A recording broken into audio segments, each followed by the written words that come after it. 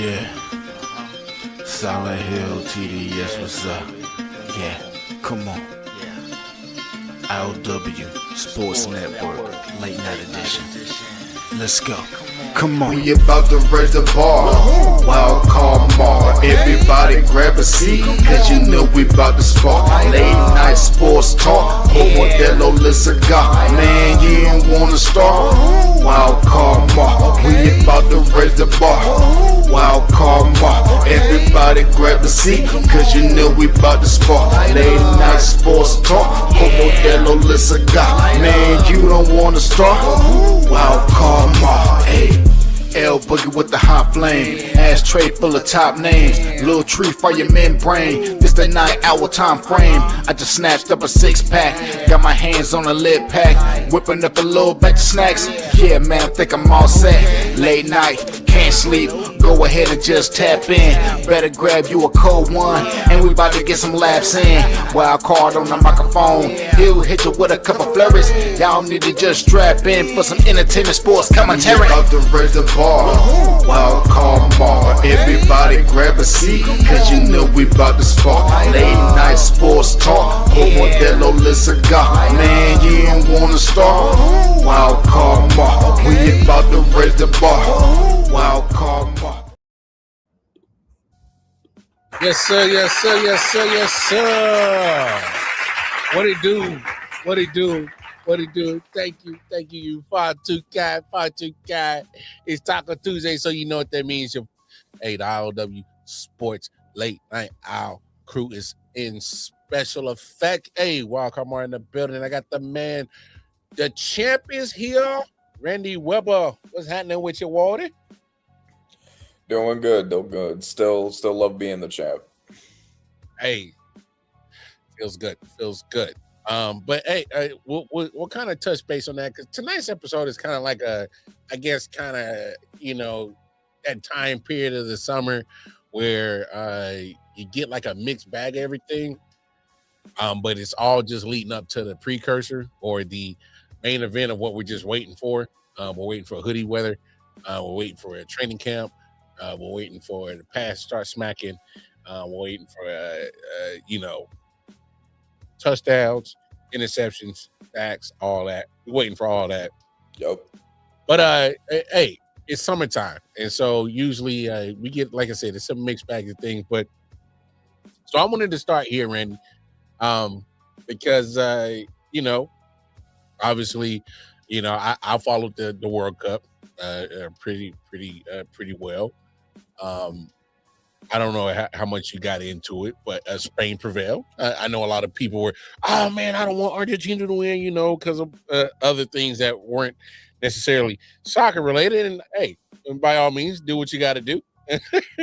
But in this situation, Spain, man, they handle business, man, and they say anybody but him. Number 10, anybody but him. And if you were watching the World Cup, Argentina kind of pretty much was getting defended that pretty much the whole tournament for the most part. Anybody but 10. And I mean, I'm not going to hold it against the guy. The guy's 39. And correct me if I'm wrong. I think he had what one goal throughout the whole tournament or something like that. So I mean, I'm gonna make sure I double check. But just for me, yeah, how many games he got? How many he got? Top scores. Okay, he got 8 points, but the majority of that 8 goals or something like that. But I think it was something like he didn't really wasn't able to get into the flow of things in that championship round, the World Cup round against Spain. And I mean, I don't know what people expected. Yeah, I'm not gonna let him try to be the reason why I lose. Yeah, I mean, we're talking about literally one of the greatest soccer players ever born. Why would I let that guy just destroy me and just dash my hopes of winning the World Cup? Yeah, why? Right. So yeah, I did watch. I actually got into the World Cup decently. There were people in my life that, got into it, kind of caught me up. I watched some of the games. I watched the one that US lost, and I watched this one, and some of the things going into it, obviously there's the same feeling that I had with Tom Brady, that a lot of people have with Mahomes, that a lot of people have with LeBron, which is he's the top guy, and so the refs baby him, and so now we hate him. And that sentiment was a fairly popular one. It's considering how I've felt with the top guy in a sport before, I can understand it. There's like you said, there were a lot of things that aren't soccer related, that especially considering that the World Cup is this national thing, and countries' issues always kind of get into it. I do think that played a big role in the shift towards it. Also, Argentina played like mad dirty throughout that game. Like, they were fouling Spain constantly. Yeah, very aggressive. Especially that one where that dude was spinning in the air. Like, that one was crazy. Well, I'm more disappointed in the behavior post match. Is kind of like, don't be a sore loser, my dog. Yes. We can't be mad now and get extra physical after the game, after the L has been put on the head. Now you looking like Mario, brother. Calling you. No, we can't do that. See, and I think that kind of goes, obviously, the conversation of sportsmanship. We'll have that another day, but I think that's a conversation that needs to be talked about worldwide, internationally, because that was piss poor behavior, bro. Like, come on, man. Like you had all the time in the world, because it went into extra time. So there's 90 minutes plus extra time, and then you did the extra time. That's another 30 minutes plus extra time.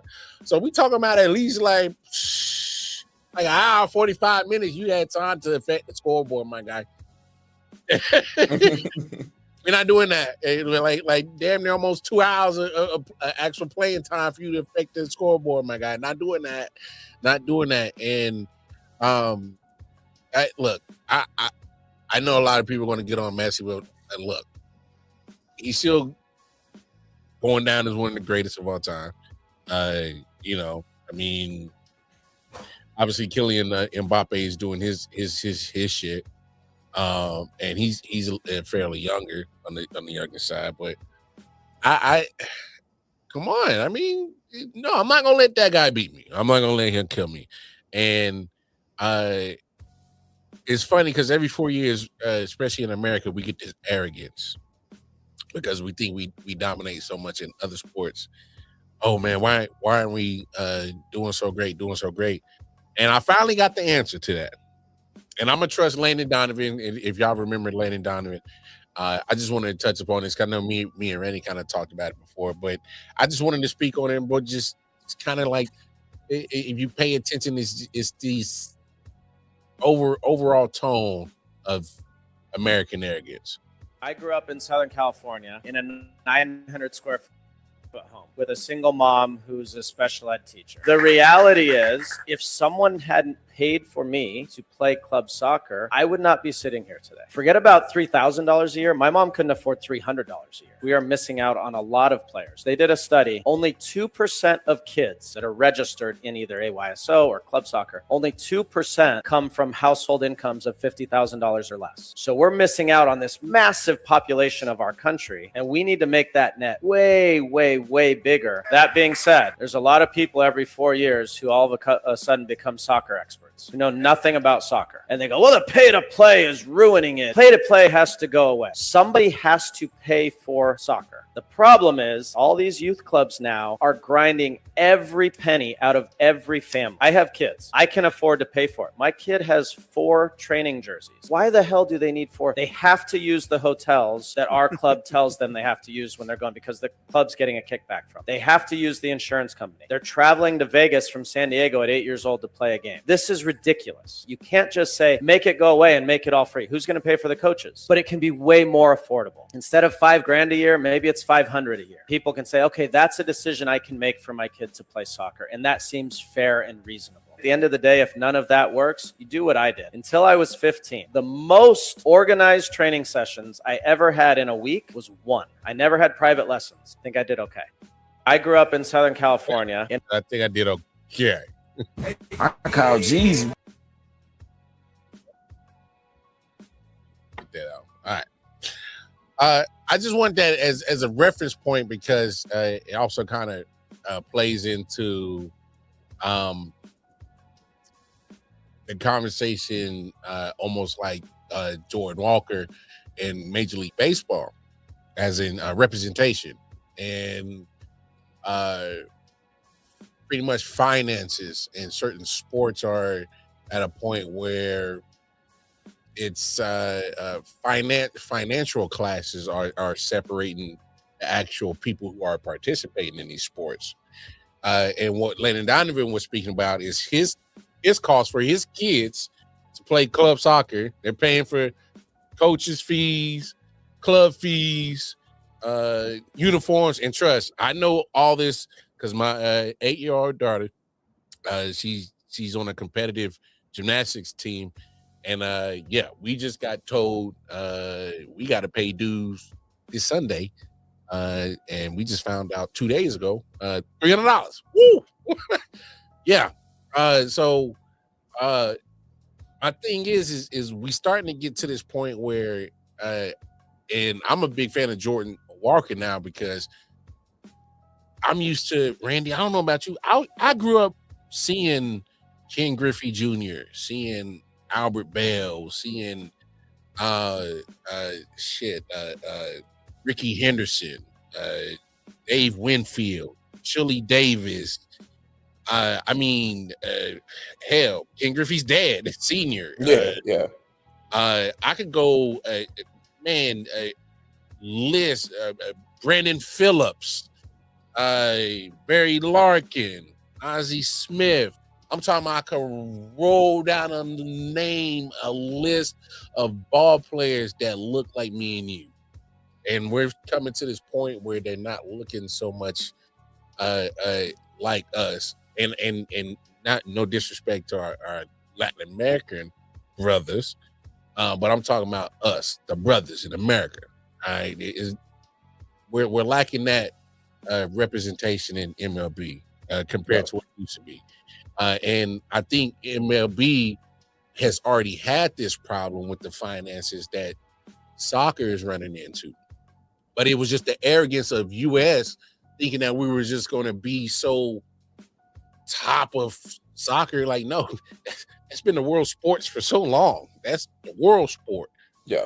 We're not at the best at that. And there's reasons why that, because our own demise and our own systems that we got over here, but it's almost mirror Major League Baseball. There was such a huge representation when I was growing up. Now it's almost none because the finances are separating and it's taking the talent pool and it's putting a wall around it. And unless you're getting sponsored, somebody got some dough, you come up on the lottery, somebody come up on a J.G. Wentworth, I need my money and I want it now type situation, get a lump sum.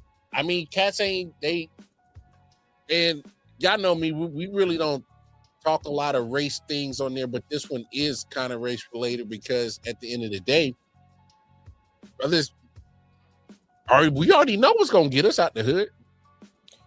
Yeah. It's a football and a basketball. Yeah.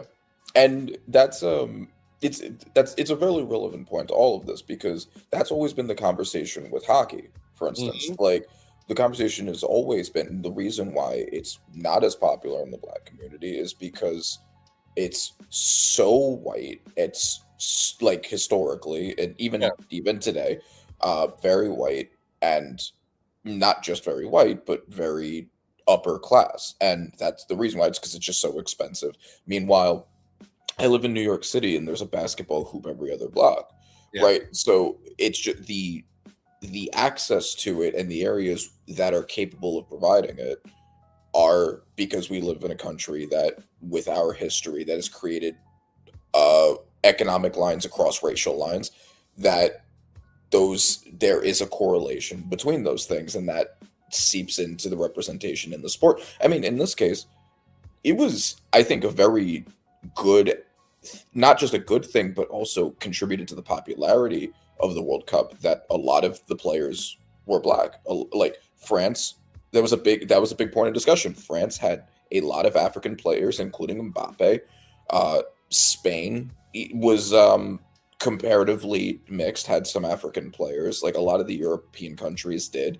And I think you could, I don't know if you want to make the flip argument to that. It's just like, well, Europe is exploiting African talent, like stripping them from Africa and bringing them in to profit from it themselves. But the players are benefiting from it.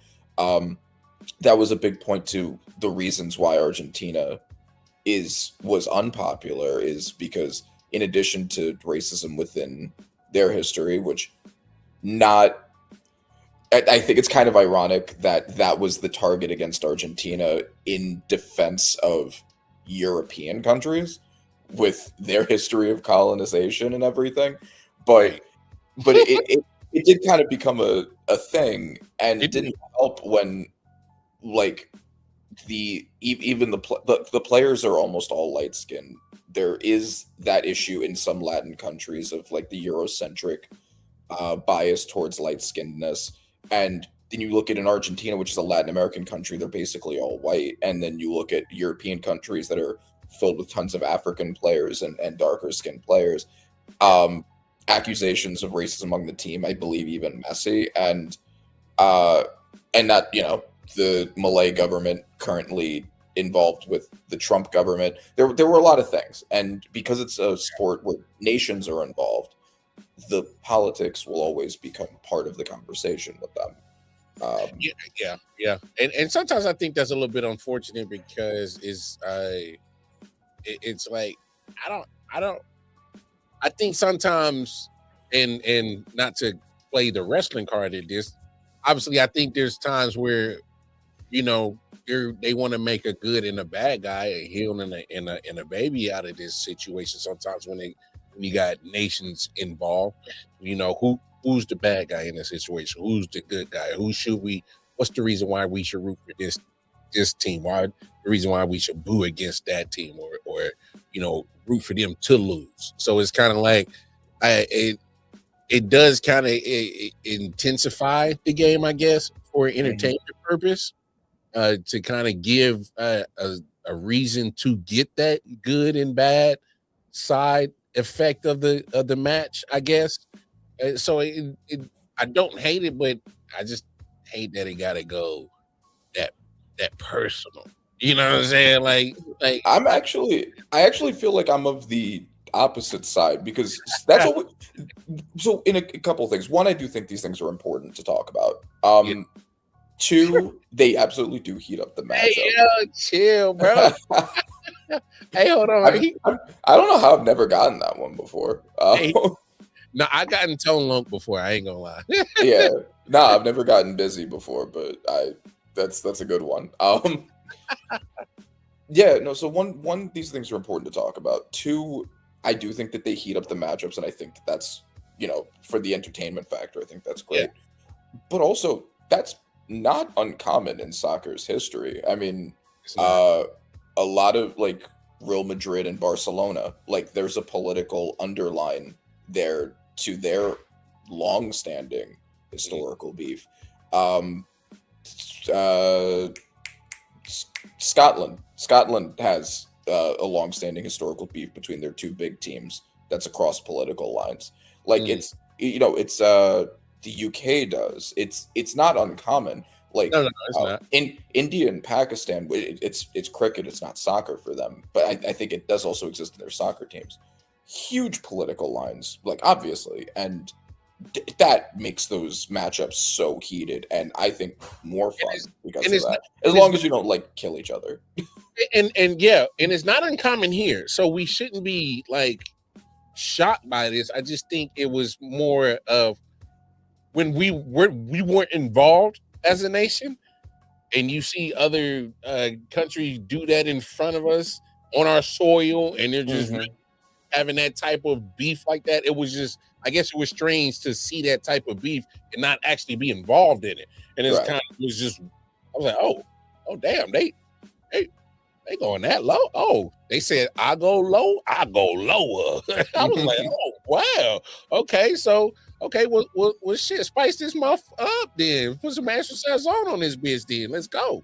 But I mean, look, it like you said, it does drive the ratings, but I mean, it also, I guess sometimes, like we seen in America, like homeboy when he was at the White House, had the nurse dropped the joke about Obama, Michelle being a man, like that was just being stupid. You know what I'm saying? Like, I don't know what. Anyway, that was lame, but it depends on how, obviously, right? Like how politics is incorporated into it. Like shit like that is not good for anything in the discourse. But I do think, say, the discourse about the African players, especially in a sport where like European soccer fans are notoriously very racist, for them to have to get behind a bunch of African stars and us to talk about that, I think is a good thing. Well, yeah. Players in Boston should be used to that feeling. Yep. Right, yeah, exactly.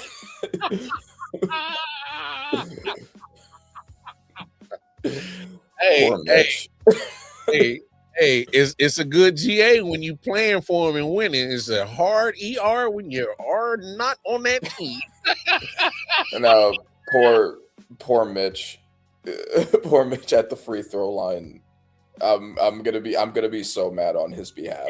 Hey, I'm letting you know. You better make that free throw, nigga. He misses. Trade this is gonna turn into a hard ER right when he misses. Trade didn't. Hey, these are jokes, but they ain't too far from the truth. Nope. No. Hey, these are jokes, but they ain't too far from the truth. But not me. But I mean, I just say representation to me always matters. So when, like, Landon Donovan was saying, like, when the money is literally financially, economically, are just taken away and minimizing your talent pool, because I mean, no disrespect. Hey man, some of the best talent is the ones that got to get it out of the mud, man. It's because they got something to fight for. It's just a certain mentality. It's a certain grit. It's a certain fight. It's a certain dog. It's a certain, I gotta get it because they ain't got nothing. And that's not everybody's story. It's not.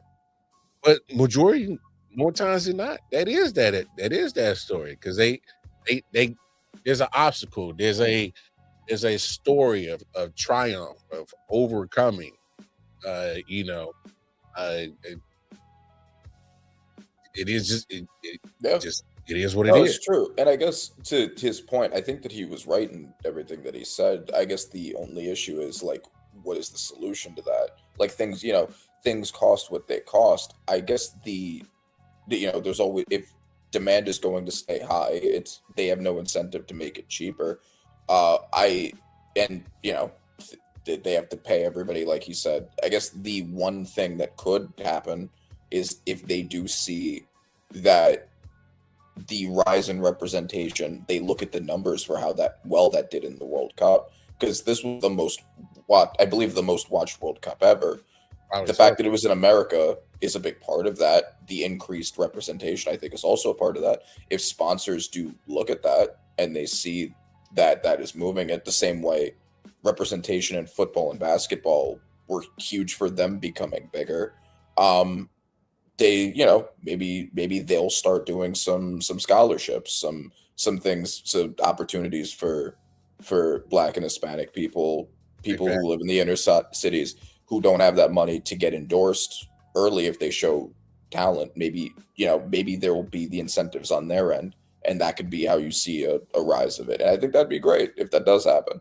Yeah, and obviously, I know there are finances that are, a reason for a lot of things that are being exposed or not being exposed to certain areas of certain parts of the country.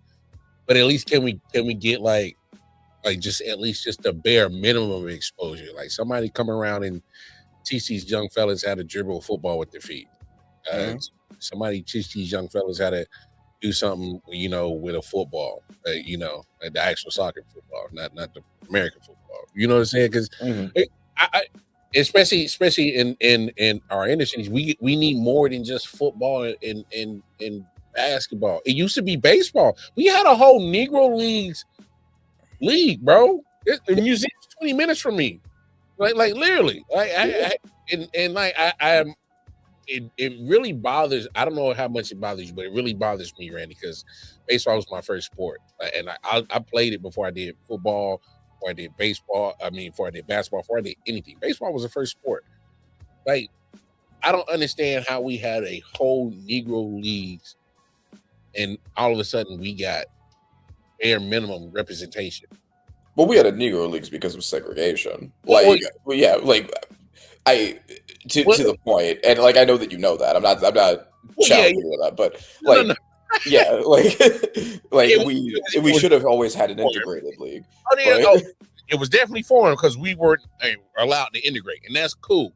But what I'm saying is, it stayed around for forever. It actually produced so many stars, and it has so many stars that it forced Major League Baseball to integrate. It was like, yo, we can't keep missing out on these boys over here, man.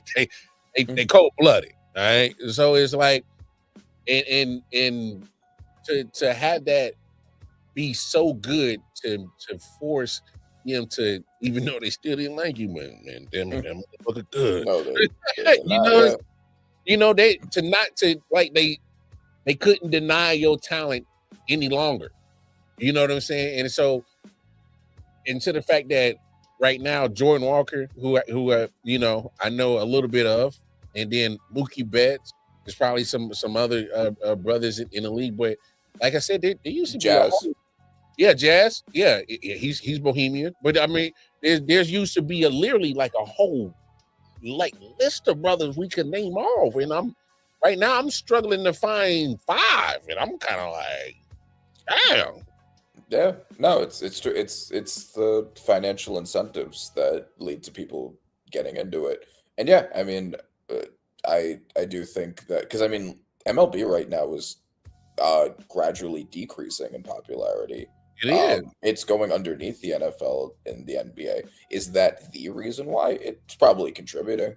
So for the same reason, like I said with soccer, scholarships, endorsements, if they see that diversifying the league again would be beneficial to getting more eyes from different communities. I mean, bro, like Yankee Stadium is not that far from me, and it's in the Bronx, bro. Like, how do you have a stadium in the Bronx, bringing in people from the Bronx to watch your game, and then there's like one black dude? It's like, bro, it's the Bronx. Like, that's that's crazy. Like, the most decorated team in sports history is right here. They are your top team in this sport, and there's one brother there. Only one. Only one. But it's just more like I guess for me, it's when you look at baseball and similar to soccer, both are international sports. Both other countries can play the sport very well, and the stars, especially in America, we got some stars in America, but like right now, the biggest star is Shohei Ohtani in baseball. Mhm. Obviously, stars in soccer are not going to be American born. So it's kind of like, I guess over here in the States, we're so used to cheering for our born stars and following our born stars, and our born stars being literally at the epitome of that certain sport. So of course we're going to have the stars in football. Of course we're going to have the stars in basketball. We used to have the stars in baseball. And this is not just even a brother representation. This is an American representation at this point. Yes.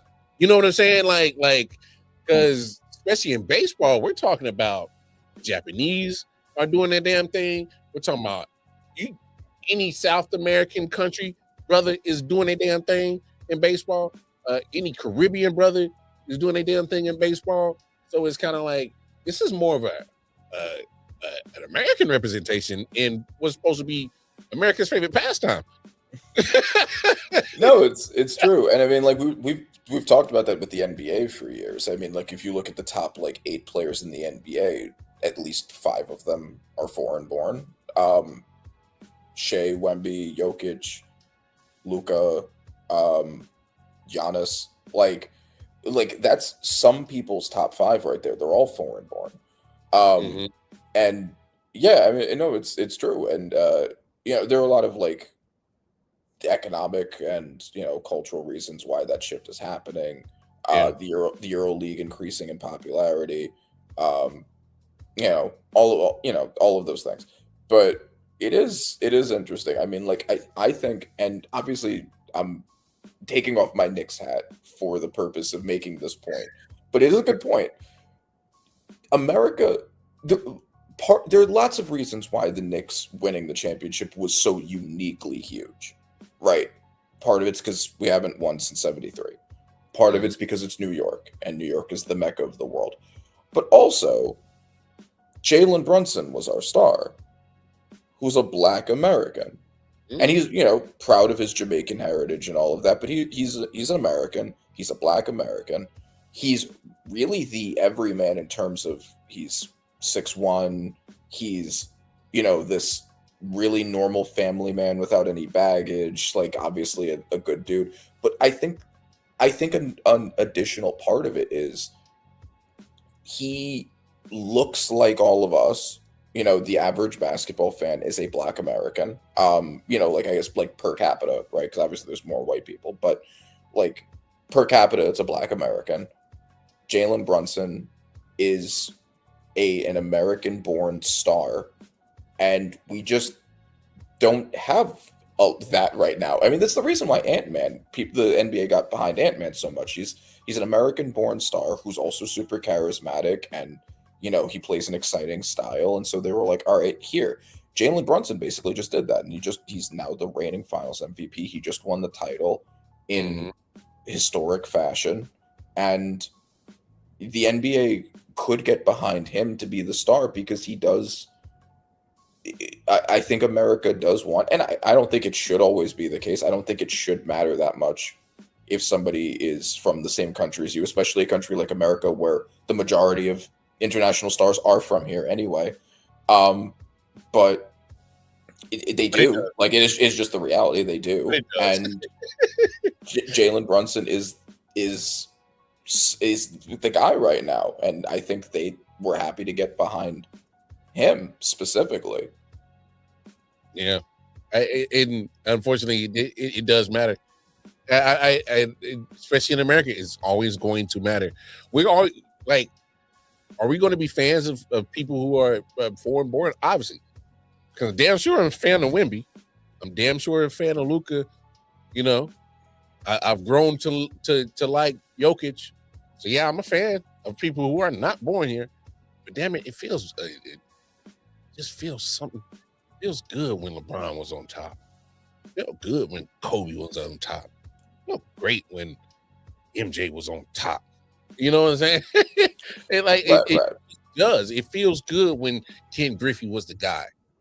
It felt good when Mark McGwire, Barry Bonds were the talk of baseball.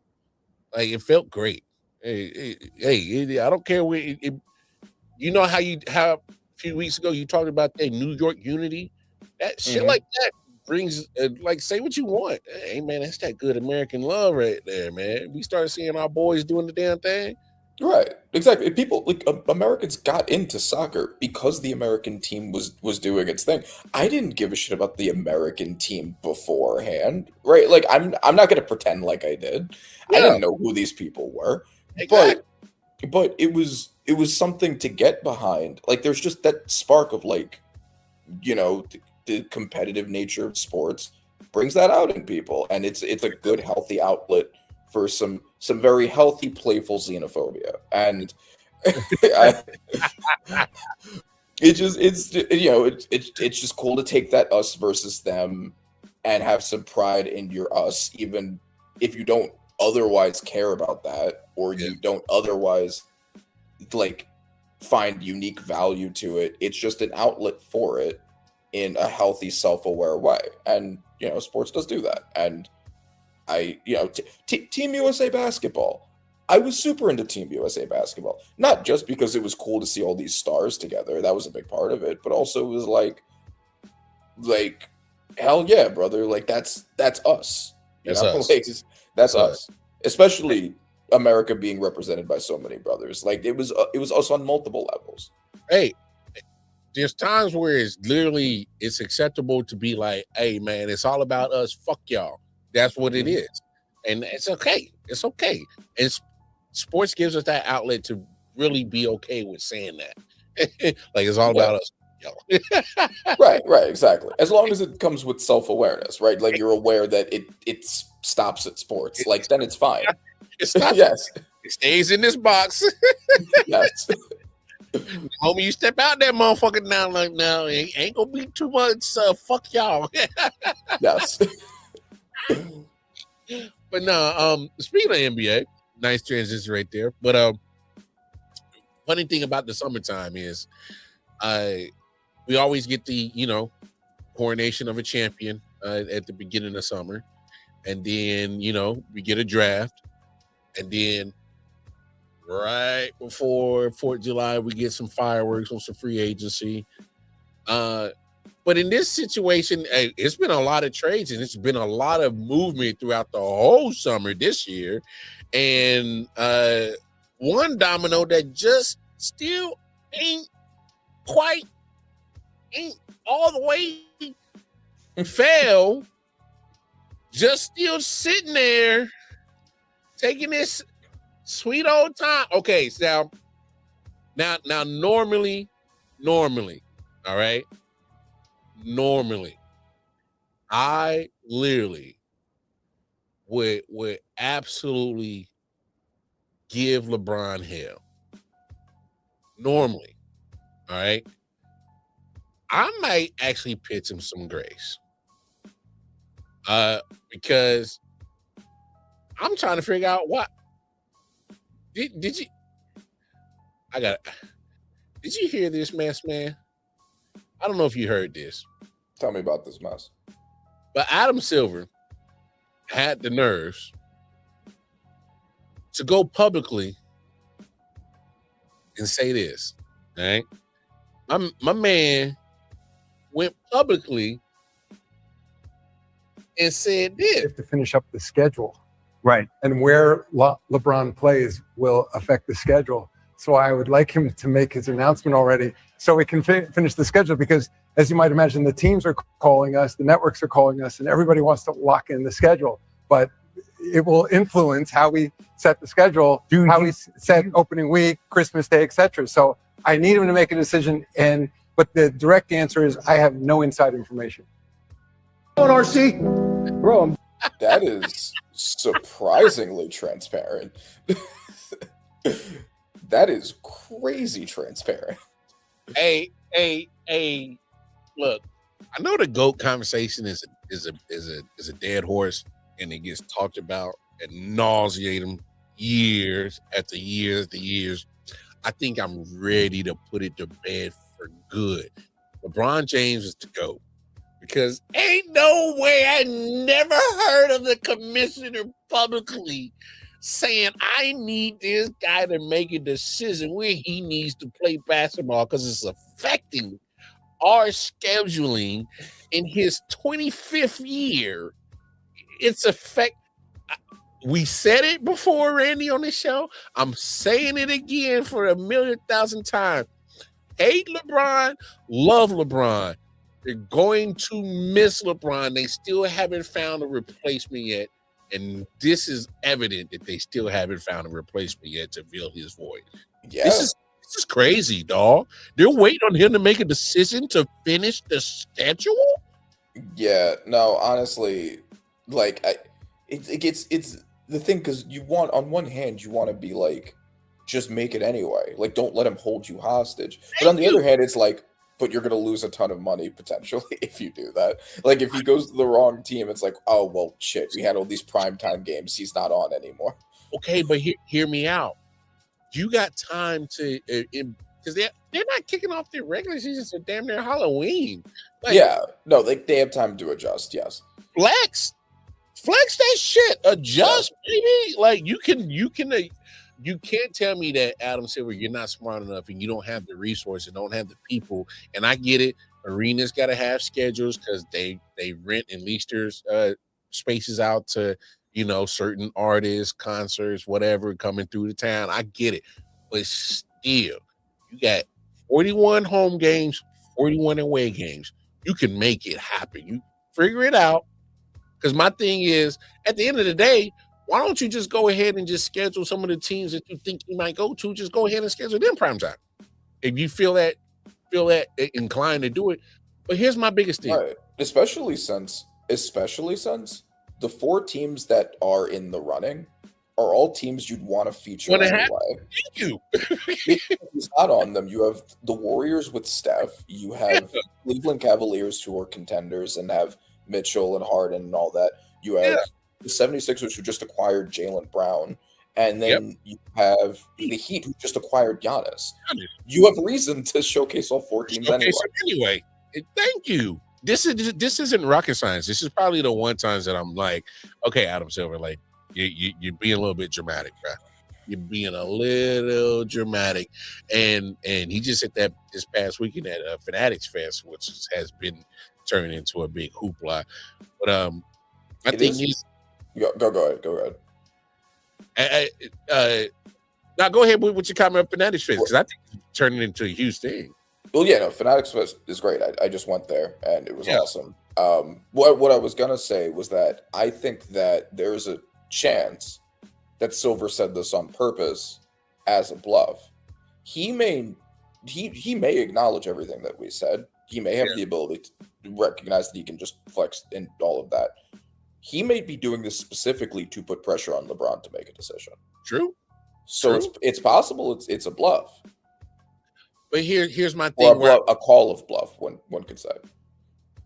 I mean, he definitely talked through the media, and I'm pretty sure he ran into LeBron because they were both at Fan Fest. So right, yeah. So my thing is with this one, here's why I'm pitching LeBron Bell. He's deserving to take his time on where he wants to decide to play, probably for his last team. He deserves that. 2, I know Adam Silver wants to get this Christmas schedule and all that. My thing is even if you put LeBron and make the best Christmas schedule on NBA, that's no longer your day no more. I don't. You're gonna get ratings, but the NFL has been trotting some of the worst schedules on Christmas Day the last couple of years, and still have just doubled your ratings and kick your ass on ratings on Christmas Day easily. So I mean, I get you want to have LeBron possibly potentially his last Christmas. Cool, I understand the sentiment, but economically, yeah, you're gonna make money, but you're still not gonna get nowhere close to what you can, is because people are still gonna tune into that piss kid getting tossed around the field. So I mean, it's okay, sure, okay. I get it. He does affect the economics. But just like you said, I mean, just schedule some of these teams that you think you're going to go to around important days. Keep it pushing. Keep it moving. And why are you rushing this guy? You that pressed? I'm like, God damn, this man got that much juice? Like, shit, he's still that important in year 25, bro. I know. And that's, I think that does say quite a bit about the power that LeBron has. Like that's because like we've been talking like with Aaron Rodgers with the Steelers and how like they essentially let him bully them and have done that for the past couple years. But that like after the Jets did that, that ain't this. That's nothing compared to this. The entire league is being bullied by LeBron right now. Bro, when I first heard, I said that, wait, hold up. It was one thing to admit it. it's another thing to admit it publicly in that form, in that state, in that manner. I'm like, whoa, wait a minute, Adam Silver, you got too much dip on your chip, Playboy. Like you gotta pump the brakes on that, man. What you doing? What you telling me? For a guy like me who loves connecting dots, you telling me that this guy is way too important still, and quite honestly, it kind of makes sense to why he moves the way he moves. It makes sense now. It makes total sense now because he pretty much got ushered in at the tail end of David Stern, and then pretty much he's grown up with Adam Silver as his commissioner. Mm-hmm. So it's kind of like, all right. So if you being the new commissioner, Adam Silver, let's do this new NBA, but let's do it different. And let me be the spearhead of this new NBA, this new flow. And it's brought in a lot of fucking money. It has. Yeah. I mean, the guy's a walking billionaire.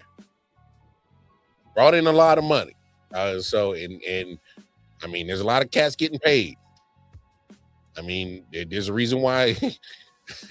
I mean, man, Austin Rivers has got, what's that, 185 million? Mm-hmm. Yeah, no, it's for sure. I guess the question is, like, is LeBron purposefully holding off to bring attention to it the way I wouldn't be mad may have done with Sound Beach, or is it because he actually hasn't made a decision yet? This is probably the one time I wouldn't be mad if he did. Like, if he decided to be petty in this moment, I actually wouldn't be mad if he did. Because I think for sure as sports fans, we've known that we've seen moments that LeBron just chose to be petty. You know what I'm saying? Yeah. And chose to control the narrative and manipulate and just be on some real, hey man, that was real petty, bro. So we've seen him do that as sports fans. And we've gave him hell for it. This is the actually first time and probably might be the only time where I'm like, you know what, cuz? Hey, do you, fam? Man, take your sweet time, fam. like and I know there's a lot of people on the other side of this coin like, oh, they're LeBron holding people hostage again. I'm in this one, I'm like, I don't know. Like, the whole league, like, you trying to tell me the whole league gotta wait for him? Like, it has to? Like, that's beyond me. This is different, bro. Like, yeah, no. Bro, that it's cold. Like it is real cold. And obviously, I've been a strong advocate for him choosing the Warriors because I think it would be fun as hell to watch LeBron and Steph and Draymond. Maybe if they make a move for Clay, maybe if they make a move for AD, whatever. With Jimmy Butler, all that. But and also because I don't want him in the East, making the Cavaliers or the Heat potentially better.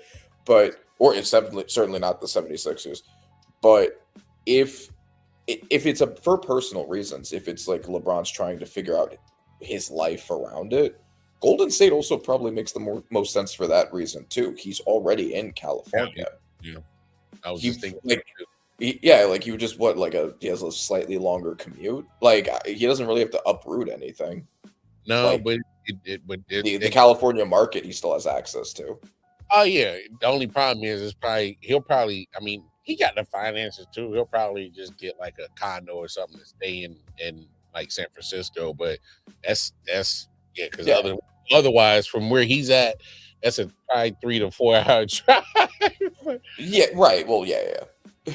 Commute and I'm not sure he wants to spend the money on a helicopter to do that commute because we've seen how that happened in California before and we see how that turned out. But yeah. So yeah, he probably would just do that. But it's better to do that than to uproot and go all the way to fucking Cleveland or Miami or Philadelphia and like just that you live there now. Miami maybe, but like Cleveland and Philadelphia, that's where you want to have your golden years, bro.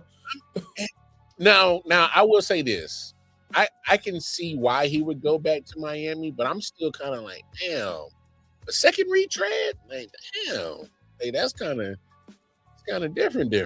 Hey, It really depends on what his reasoning is. Because if it's for basketball reasons, if he really wants to win another ring, to thank you. If he really wants to win another ring because he's really chasing Jordan like that, then he has to figure out A, a team that he can win with, and B, a team where he'd get the credit for winning. Because if he goes to Miami, they right now have very little chance of winning anything unless Giannis is a superhuman. If LeBron goes there, he'll get credit for making the team a competitor around Giannis, but it would be around Giannis. So he's not going to be their first guy. So the level of credit he'll get for that is going to be the lowest of all of his rings easily, because the other ones he was a finals MVP for. And so he has to deal with all of that. In Cleveland, he probably would get a lot of credit, and he'd have the best team of the four surrounding him. He'd get a lot of credit because they haven't been able to get over the hump. So once they add LeBron, if they do, then he'll be the difference. And also, is Harden outperforming you in the playoffs? No. Mitchell, maybe. The 76ers, if, he would probably be the one on that team, because Maxey and Brown and all of that, none of them are really used to being the one, and Embiid is never there. So LeBron could arguably be the one, at least on paper. He could play the four. It's like it's their one position that doesn't have an all-star on it, or all-star caliber player on it. And then you have the Warriors. The Warriors, he could also get a lot of credit, but I guess it depends on whether he or Steph is the one there, and that would probably be closer to like a 1A, 1B situation. I think Brown will be the one, and here's why I say that. Because we're used to seeing Steph come off the screens, and not saying that that's the offense that they still run, but that's just always been Steph's game, is come off the screen, get the shot, because I don't know. You think because like he could be kind of what Draymond has always been, where like he's like a point forward, and that was the exact point I was coming out of my mouth. Is like, I don't know, because then what does that do for Draymond on your offense? Because then it just turns him to a screen setter. Because you're going to take the ball out of his hands and let LeBron flow it. That literally turns Draymond into literally just setting screens on offense. And just boxing up. And which is, LeBron is a better distributor than Draymond, but I'm not gonna sleep on Draymond as a distributor, but statistic wise, yes, LeBron is one. Yes. Draymond is a good distributor. Yes, I agree. LeBron is a better one. So if you have to make that switch, it's not one you feel bad about. Oh no, you don't feel bad about it, and you also like, hey, if you feel like you need to get LeBron off the ball and Draymond's on the floor, it's not like I don't still have my point guard on the floor. You know what I'm saying? So, exactly, yeah. And then obviously Steph himself is a point guard and a good distributor. So you have ball movement in a lot of different areas. Well, I mean, if we're really talking about, you got three basketball handlers on the court that can run your offense. So that's actually, now that you put it that way, that's actually not a bad idea if LeBron joins Golden State, because I think having more than one guy that can run your offense, it makes you very, I guess, unable to mark down on how your offense is going to flow. Who's running it? How's it going to flow? Because if you got three guys that can run your offense and they're all going to run it three different ways, shit. That's a lot of fucking practicing I got to do to all of this. It makes it hard to dial in defensively on what you're going to do. So exactly, not a bad idea. The Wizards need to trade AD back to them. Not back to them, but like to them. I don't get it. Why would the Wizards on their timeline, who are trying to build a young core, hold on to Anthony Davis, who might play like 15 games for you. Like, just send him to the other old people team. Like, what are you doing? Get 2 second rounders and call it a day. Other old free up a ton of cap for yourselves. That is crazy. The other old team, like the straight senior citizen YMCA squad over there is crazy. Yeah, send him to the YMCA. Get some draft capital and free up your cap. Like I don't get it. I don't get why they paid Trae Young. I don't understand. Like, just be a young team. Like, what is this? This weird halfway foot in and out of the door shit you're doing. Okay, so I'm so weird that you brought him up because I meant to make a short about this. Trae Young, you got to chill, bro.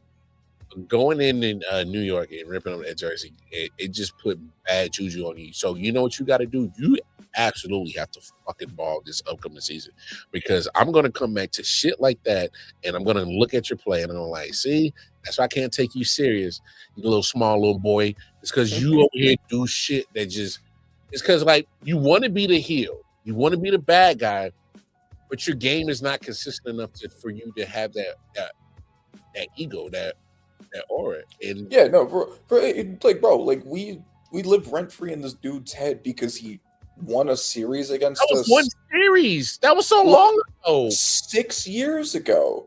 So long ago. Bro, you look like a lollipop that fell on a dirty rug. Couch. Hey, no. When I saw your voice, Steve Boucher. you weigh like 150 pounds soaking wet. You have an old lady bod, and now you're not even good at basketball. Like, bro, like stop it. Stop. Like, bro, you're messing with the defending champs, bro. Just cut it out. You're in basketball purgatory right now. You're literally they sent you to hell. Hey, dog, people go collect checks and waste time in Washington playing basketball, bro. And that's exactly what you are doing because you just signed the contract. I don't know why they thought it was going to be a good idea to ever give you that bread. I mean, this is not going to be any good at all for Washington. I don't like it. I don't understand it. I don't mind the AD acquisition. I don't understand the Trae Young acquisition, and I damn sure don't understand the extension. The dude ain't even dropped one damn dribble for you, and you dropping bread to this dog. Crazy. Absolutely crazy. Even if he was good, and he's not, he's actively a bad basketball player at this point. But even if that wasn't true, he just doesn't fit your timeline. Like, it's so much about it makes no sense. Like, you could be bringing in young capital using Trae and AD right now, but instead you're going to pay both of them to play again next to AJ and Alex Sarr for like a year.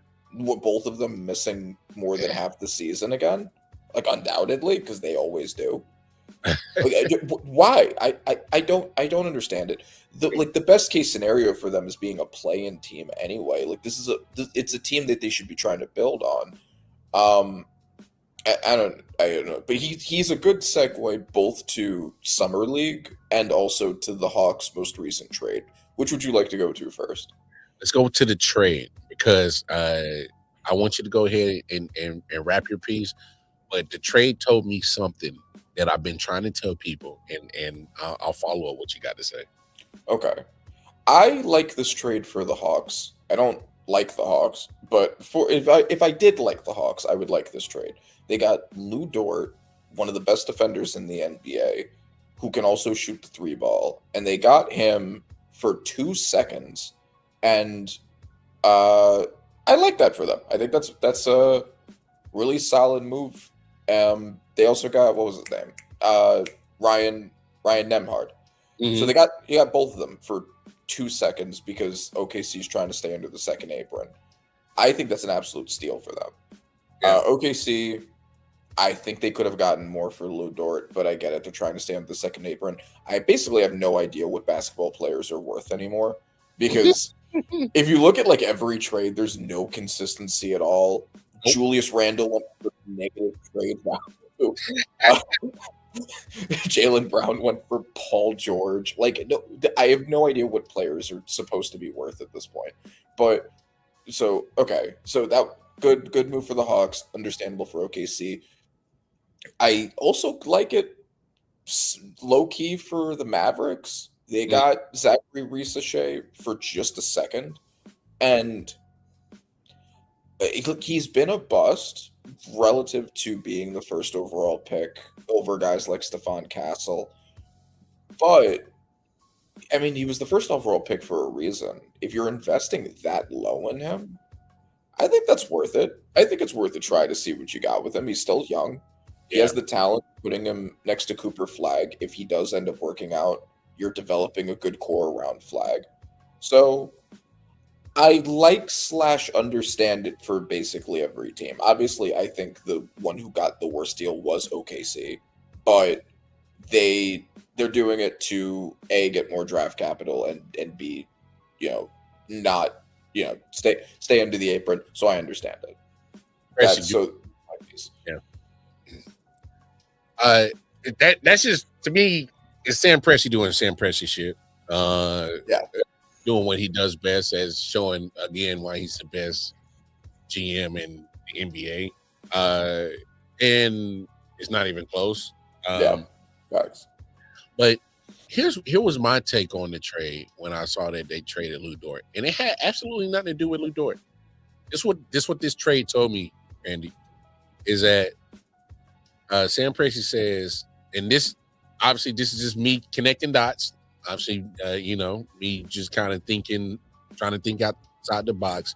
I think that Sam Presti was like, I want you to pay attention to this chat. You see the moves I've been making. This can easily be you. What I'm saying is I think that Chet has been called about, and the only reason why that OKC haven't moved him is because they probably felt like they haven't got the right trade. Okay. Because you're moving pieces off a championship team that literally was just in the Western Conference Finals and just won the finals. You're moving key pieces off those teams. Yes. And my thing is like, if they're willing to do that, you can't tell me that Chet hasn't been called about. I can't believe that. I'm just too much of not a conspiracy theorist, but I connect too many dots, and my logical thinking is somebody has called about Chet, and the only reason why Sam Presti hasn't moved him is because he felt like, nah, that ain't enough. That ain't enough. Yeah. But I'm willing to bet he's like, man, somebody give me that right move. And that's why Chet damn sure held his breath waiting for Giannis to get moved. He's like, man, somebody help him move this motherfucker and don't let him come to OKC. Please, please. Oh, he in Miami? Woo! I'm safe. No, you're not. You still ain't safe in my books. Because I think you still ain't safe to that trade deadline. Let you mess around and start coming out to this next season sluggish, slow. And there's some more pieces that's moving a little bit better than Sam Presti like, because we got to remember they still got hella draft capital.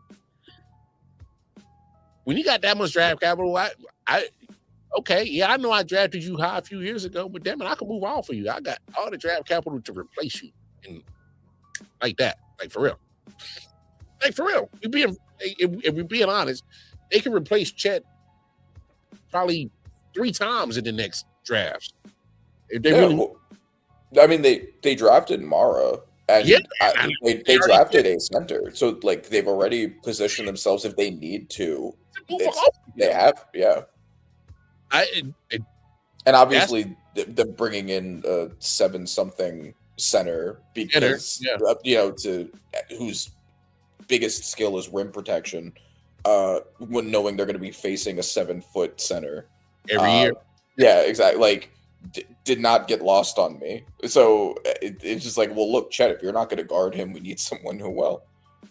Hey, Randy, when I saw that they drafted that boy out of Michigan, I said, ooh. I said, it may not happen now, but damn it, you better count your days if you over there go disappearing in the playoffs again, getting bowled through by some guards again, my dog. Mm-hmm. Count your days. Hartenstein can't be the only one guarding him. We need full minutes of someone guarding Wemby. If it ain't you, it's gonna be someone. So yeah, no, I agree. Like I feel like he's made it clear, like he is willing to get rid of people. Like Pressey is not soft on anybody. If he needs to move someone, he'll move someone. And I agree. I definitely see the warning shot to Chet there. That's what I took from all these trades that Oklahoma City has been doing all summer, because they're literally moving off of pieces that literally helped them win the championship and got them back to Western Conference Final the year after. And they're moving the guys. And I'm just seeing too many warning shots at Chet that's saying, "Hey, bro, hey man, come on, man," because especially before that extension kick in, I think it starts kicking in soon. Especially, it's not the year that he would be eligible for the Supermax. I think he would be. So, I mean, hey man, I got to know what you are, because if not, I got the capital move and to replace. Yeah, no, I didn't mean to cut you off. He is eligible now for $250 million. And honestly, he's coming off an awful playoff performance, but he is coming off an All-NBA regular season where he was runner-up for Depoy. I know. If they want to try to sell high, maybe this would be the time to do it. Like, especially if they think that they have something in Mara. I know that he's kind of been like okay in the summer league. I know he hasn't, lit the world on fire, but like if you think maybe it's the time to sell high. I maybe would have done that instead of trading Dort. So I'm assuming because they traded Dort, they're not looking to do that this year. I don't think you would have done both. But if you're looking for a time, you don't want to risk him getting worse and then you getting less value for him or having to pay him. Maybe they should at least take some calls, see what the market looks like if they haven't already. I'd rather sell high and then take my chances with what else I got going and sit there and like you said, all of a sudden, now this guy's value ain't worth a damn because everybody's seeing that this man ain't willing to put in the work and just keeps getting bowled through his chest by guards, scared to take the matchups. And oh yeah, I'll just help defense my way to runner up a Depoy. Nah, fuck all that, bro. Nah, bro. I need you to be take on number one challenge. And that guy is Wemby, and y'all got beef for a long time. Y'all ain't liked each other since teenage years, bro. Stop ducking this dude. Stop dodging the smoke. Come on, man. I'm just saying. But no, NBA never fails us. But all that with the NBA, baseball, World Cup, all that still takes a back seat. Whether it was Olympics every 4 years, World Cup every 4 years, it don't even matter. This time of summertime, NFL still stays relevant. It stays relevant. And you know what, Randy? The NFL stays relevant even through their offseason, through the most oddest ways. And the most oddest ways I mean by that is it has nothing to do with actual football. It's list. List will hook a motherfucking nation in Moby Dick style, man. Take them for a ride, bro. A list will get people talking. It'll get people arguing, fighting, huffing, cussing on social network, going crazy. And that means it's definitely a conversation starter. But man, there's two things that I going crazy with these lists, these quarterback rankings. And there's one quarterback that I really just don't understand. I think I saw Lamar Jackson on the top 100. The NFL players would rank him in what was it, 69 or something like that? Yes. I I had to double check because I thought I was like, wait. The man's been ranked number 2 the last couple of years. And he fell 67 spots. Wait, so you telling me there's 67 motherfuckers better than Lamar Jackson in the NFL right now? Point him out to me. Let me see. I know there's one guy that I could probably go find a few minutes from my house. I could probably find him. That's one. I'm willing to give that up and concede that one. That's okay. But others, hey, there's 66 motherfuckers better than him. Yeah, I mean, we can have some conversations about a couple more, but 66? Yeah. So it's I mean, so the NFL Top 100's been there's always so many problems with it because it's like a conglomeration of player rankings and all of that. If I were to go through every single problem I have with the rankings, we'd be here all day. All night. But I'm less offended by that ranking than I am with some of the other ones because for the most part, it's usually just a ranking based off this past year. Best players of insert year. Okay. And it is fair to say that Lamar was not as good as Lamar normally is last year. That's now, fair. He was really good early in the season. He was phenomenal early in the season. Then he got hurt. And then he came back, and his mechanics were visually off. His passing and rushing ability were both visually off. Mhm. And his team didn't make the playoffs. Yeah. So for those reasons, if you want to just look at last year as a sample size and say, like, was he among the best quarterbacks in the NFL last year specifically? I think it's fair to say no. The bigger problem that I have, one, is the lack of context that's being applied to that. Yeah. And two, everyone's been looking for excuses to take down Lamar since he entered the NFL. Like, the NFL has always been a little bit against him. Like, we remember the quarterbacky discourse when he got into the draft, the reason why he fell as far as he did after winning a Heisman, ridiculous. And then he comes in and all of the discourse is like, well, he's a bad passer. Like, he's actually just a running back. And then he he wins MVP. It becomes harder and harder to make that case. He gets the greatest passer rating in NFL history. Really hard to make that case. Last year, not this past season, but the one before that, over 4,000 passing yards, over 40 touchdowns, only 4 interceptions, passing touchdowns. Really hard to make that argument. Yeah. Then it's always about the playoffs. He does not have great playoff stats, but he gradually has gotten better every playoffs. He's made an AFC championship game.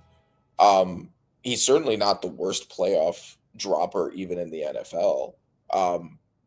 And yet, there are always these narratives, and they're always disproportionate, I think. He gets disproportionate scrutiny to other quarterbacks. Mhm. I think the fact that he's coming off of a down year, the people who have been waiting to find excuses to drop Lamar have been salivating and waiting for this moment. And now they've taken it to an absurd extreme. The list that they always make with the coaches and execs, that list, having him at 5 under Burrow, if you want to make the argument that he's missing too much time and he took too many sacks last year, has too many injuries, his team missed the playoffs, okay, I get it. But you're going to put him under Joe Burrow then? Who all of that also applies to? Who has been hurt more than Lamar? I'm glad you brought that up because I'm literally just having a hard time understanding some of the discourse that goes on because my thing is like, obviously, there's going to be a few quarterbacks are going to always talk about in the top 5. They're going to talk about Mahomes, Allen, Lamar Jackson, Mahomes, Stafford. You can interchange in there right now. But like, it's just, my thing is like, there's always so much scrutiny on Lamar Jackson for some reason. And just like you said, like we can't keep running with the same narrative. Like, oh no, he ain't quarterback enough. He running back, and then when he wants to focus on being a quarterback, oh well, he ain't running enough. He can't. He can't do no right. And I think the discourse around him is wild. I don't get it. He is an elite passer. He had the greatest passer rating in NFL history at one point. He's still up there now. Like even after coming off of a down season, he is an elite passer. People have to get over it. No, I believe so. Because I never had any issues with Lamar Jackson and his passing abilities because I saw what he did at Louisville. I mean, can anybody name me one receiver he was throwing to? Anybody who he was throwing the? I mean, obviously, I would have to go back and remember. I mean, the only person that I remember off that squad was Zaire Alexander. He played defense, right? And even now, since he's been in the NFL, he hasn't had much in the way of weapons. Zay Flowers is the best wide receiver he's thrown to. Do we think Zay Flowers is a great wide receiver? He's fine. He's solid. Yeah, he's fine, and it's the best one he's thrown to. He's had Mark Andrews, like he's had good tight end play, but like Mark Andrews just were 1 year removed from him costing Lamar a playoff game. With a terrible drop. He has not had great passing weapons since being in the NFL, and he's done incredibly well with what he's been given.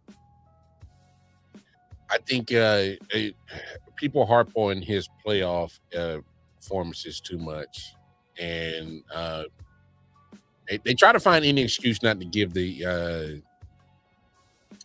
credit on how good of a passer he is being.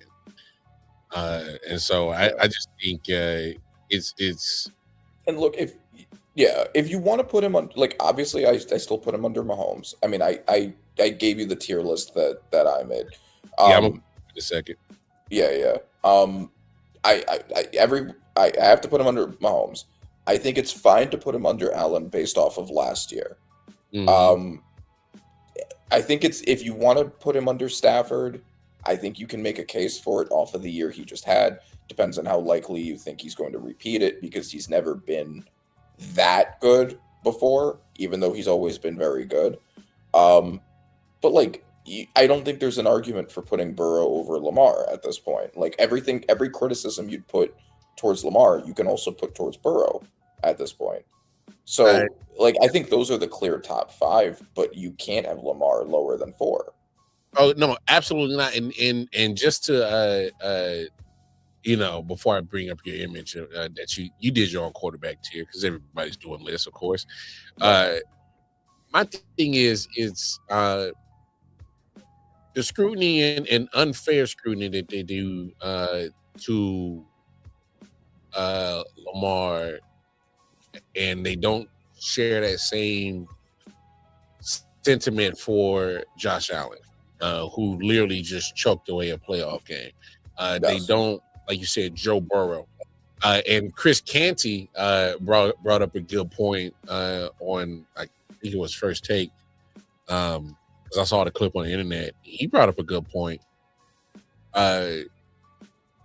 We can't keep fooling for this whole quick playoff run that Cincinnati had and Joe Burrow had. He had 2 playoff appearances, a Super Bowl appearance, AFC Championship appearance, back-to-back. Cool. Lost both of them. Ain't been back since. Missed 3 playoffs in a row. Like, which to be fair to Burrow, because I know that I just came at Burrow, but like in his defense, he was injured for 2 of them, and the one in between, he led the NFL in every passing stat and has had the worst defense to support it with. And I understand that, but my thing is, at the end of the day, the facts are the facts, And we talking about sometimes availability is always the best ability. And if you're Right. not available, my guy, and then so my thing is, we seen what happens when Joe Burrow is available. All right, we seen the peak of what he can do when he's available, and the fact of the matter is, because he's been getting banged up, because he's been getting hurt, the weird conversation he had towards the end of the season last year that had me questioning whether he liked this playing the game anymore. He wasn't having fun. You could tell he was sad. You could tell he was going through some emotional stuff. Obviously he had a mixed bag of shit that was going on off field. He had a break-in at his house. He's doing his emotions are all over the place. And he's dealing with the pressure being one of the stars in the NFL. Then he's missing the playoffs 3 years in a row. So I get it. But at the same time, we can't keep falling for the same, okay, yeah, but I'm the only guy that beat Mahomes, not named Brady, not named Jalen Hurts in the playoffs. That's cool and all, but like, if that's what you sticking your career on right now, it's cool. But like, my man Lamar out here doubling it up on MVP, should have had 3 if they didn't want to, just give Josh Allen a D MVP. Here, damn, here. Because they gave my man Josh Allen a here, damn MVP. So here, damn, take it. That he followed it up with even a worse season. So my thing is like, yeah, that shows you how validated that MVP was. So my thing is like, we do this every year, and not me and you. I'm just talking about the narrative in the summertime that keeps NFL talking and keeps it relevant. Is they always, for some reason, like to pick on damn Lamar Jackson to be the one to just fuck with for some reason. We can't keep doing this and not and keep having just revisionist history as if we just didn't see Josh Allen fumble the bag in the playoffs and no excuse. I'm sorry, Randy. I cannot go into this season bashing Lamar Jackson when my man Josh Allen had the whole road golden paid for him and he still fucked it up. I can't do that. All right. No, it's true. I absolutely can't. I can't sit here and let these national talking heads try to point the finger and keep wanting to just hold down Lamar Jackson in any kind of way and just tear him apart. And I'm like, did y'all really just prop up Josh Allen so hard that y'all really just forgot that he had literally all the obstacles out of his way and still fucked it up? Yes. And my biggest issue with a lot of the Lamar attacks is just the consistency of how they're applied. I don't have a problem inherently with some of the criticisms. If you want to criticize his availability, fine. But you have to do that for everybody. Burrow can't be ahead of him then. Mahomes is also coming off of an injury and is going to be injured starting the season. Yeah. You have to be consistent. If you're going to attack Lamar for his playoff performances, okay, you have to drop Dak Prescott. You have to drop Justin Herbert. You have to drop Josh Allen. Josh Allen has better playoff stats, but he's the reason they just lost the game he was in the playoffs. Yeah. Yes. So you have to be consistent. If you're going to attack someone for certain things, you have to apply it consistently. And now we get to my list. And just because everything is small, I will just run through it. So the inner circle top 5. I didn't incorporate availability in my rankings because it's just hard to predict. It's hard to predict when someone will be injured. It's hard to predict how injuries will affect a player. I have no idea how Mahomes, Burrow, or Lamar will play whenever we see them again. So I'm just going to assume that they play like they play until I see otherwise. Mahomes, Allen, Lamar, Stafford, Burrow. This isn't horizontal. That's the inner circle top guys. They're should be everyone's top 5. You can argue in between them, but that should be the top 5.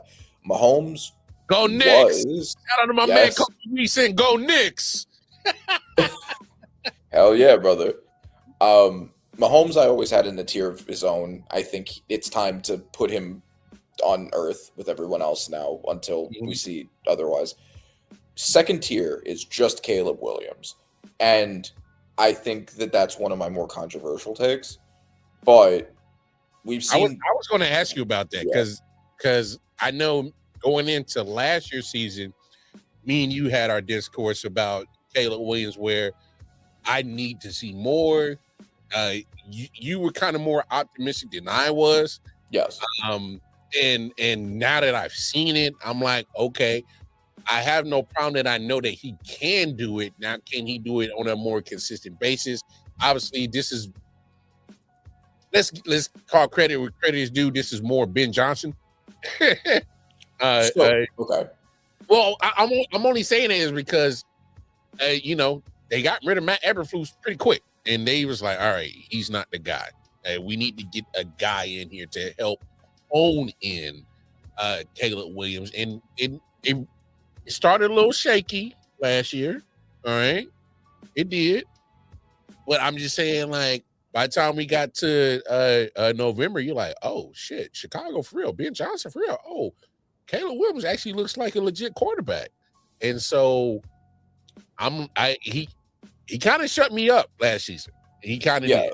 So let me just go into that. So the reason why I was super optimistic going into last season, which ended up being one of my best predictions, was because if you look at his rookie season, it looked very disappointing overall. But if his actual stats, despite the situation he was in, were actually pretty good.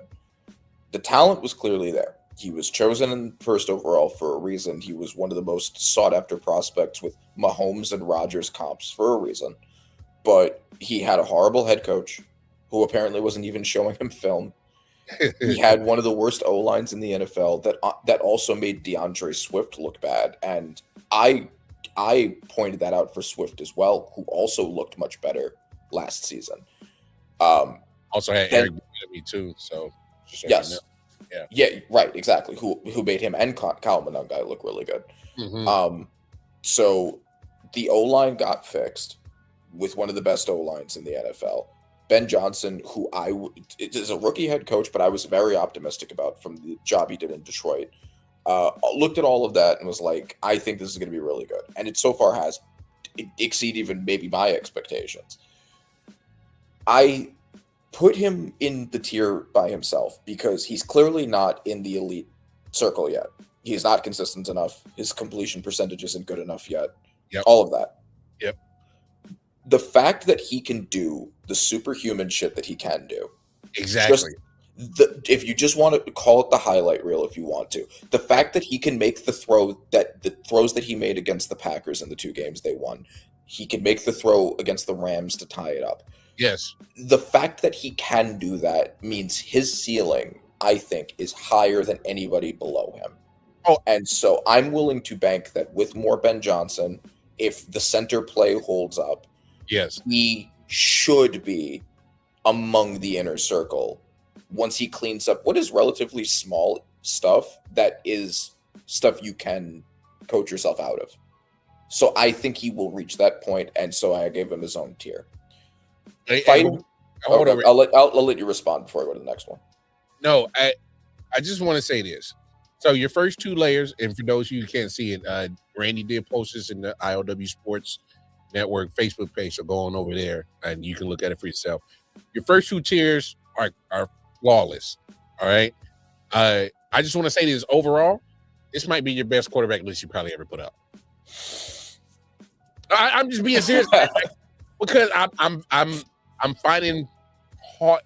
Like, if I were to make any critique, it would be nitpicking. That's my point. Sure. It would be nitpicking. But like, and you were fine to nitpick. I'm happy to debate this. No. I mean, it's no. I'm talking about the nitpicks are like so small and minute. It'd be literally like pointless to even argue it. But your first tier, obviously the top 5, no argument there. Yes, Stafford, Burrow, Jackson, Allen, Mahomes. Cool. I'm 100 sold on why you got Caleb there, because he did make some throws that you got to be special to make that throws, and he's making special throws. And we saw some of this at Oklahoma his freshman year, USC. All right, we saw some of these throws. We just wanted to see him consistent the whole 60 minutes. Can you put it all together? And because it was never the talent, it was, can you put it all together? So yeah, he has superpowers. Now your next tier is, this is why I say you're this is your best one here, is because I think you labeled your tiers the best you've ever did. And then you got the guys in the right spots. It's like you said, can win games with the help. You got the right guys there. You got to say what you want. You got the right guys there. The guys fighting for top 10. Those are all the guys that are fighting for top 10. And some guys can scratch top 5 if they have it. I mean, we've seen Dak Prescott have statistical great years. I mean, we've seen Baker Mayfield have his good runs, but he got to stay healthy. Jared Goff, if he just doesn't play outside of his body and just stays within his confines, he's a reputable quarterback. Detroit's been just fine with him. So running a offense is having he's one of the most underrated players. Like, I mean, if you look at his statistical lines, like since Dan Campbell has been there, he's been one of the best statistical quarterbacks in the NFL. The only reason really that he's just outside of the top 5 is because he has a ton of help around him always, and we see what happens when the help crumbles a little bit. Yeah, right, exactly. That does happen. But I mean, putting up, like, he's second in yards, third in yards, second in touchdowns, best offense in the NFL. Like, pretty consistent stuff with him. You know, outside of the couple of meltdown games that he does have. Now let me ask you this, because I know you dropped this list at multiple places. What's the one of the things that you be getting the pushback most on your list? Oh, Drake May, easily. Putting Drake May there is the thing that I get the most pushback for by far. And I get it, right? He's coming off of an MVP runner-up season, but I said at the time that I given the context around it, I was very suspect on it. And I think that going into the playoffs showed why I was so suspect on it. He goes off of a season where he has the easiest schedule of the 21st century, and he looks really good in that season. The only really good team that he beats, the only playoff team that he beats, I believe, was the Bills, who also beat them. Got the second one, yeah. So, and then he goes into the playoffs and he looks like shit. And he looked terrible. He looked terrible. Yeah, he was. That's the thing that people get pushed, like, oh, he wasn't that bad. No, he was awful. No, he was awful in all 4 games. He was bad the whole playoffs. Yeah, he just got lucky enough that the opposing offenses scored 3, 16, and 7 points respectively, because Justin Herbert had no O-line, CJ Stroud had no O-line and had a meltdown, and they got to face Jarrett Stidham in a snowstorm. Yeah, like just voodoo levels of good luck, and then he goes to the Super Bowl and he gets blown out. So by good Seattle defense. So I